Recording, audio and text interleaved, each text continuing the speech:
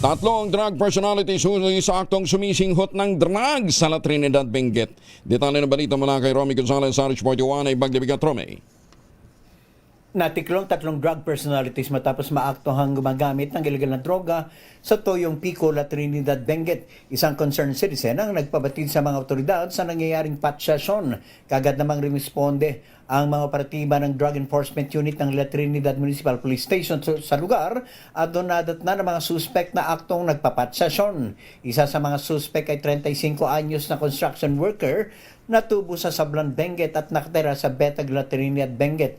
At ang pangalawa ay 31 anyos na magsaka na tubo sa Banengbeng, Sablan, Benguet. At ang pangatlo ay isang 25 anyos na minero na tubo naman sa Dupax del Sur, Nueva Vizcaya at nakatira sa Ukab, Itogon, Benguet. Nakumpiska sa mga suspek ang iniinalang shabu na may timbang na 2.18 gramo na nagkakalaga ng 14,824 pesos at mga drug paraphernalia na ginamit ng mga suspek sa patsasyon.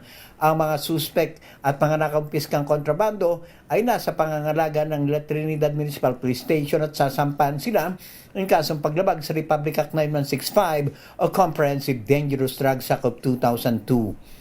Ito si Aris 41 Romy Gonzalez para sa DZRH. Una sa Pilipinas, una sa Pilipino. Maraming salamat, Romy. Diyos na Agnina.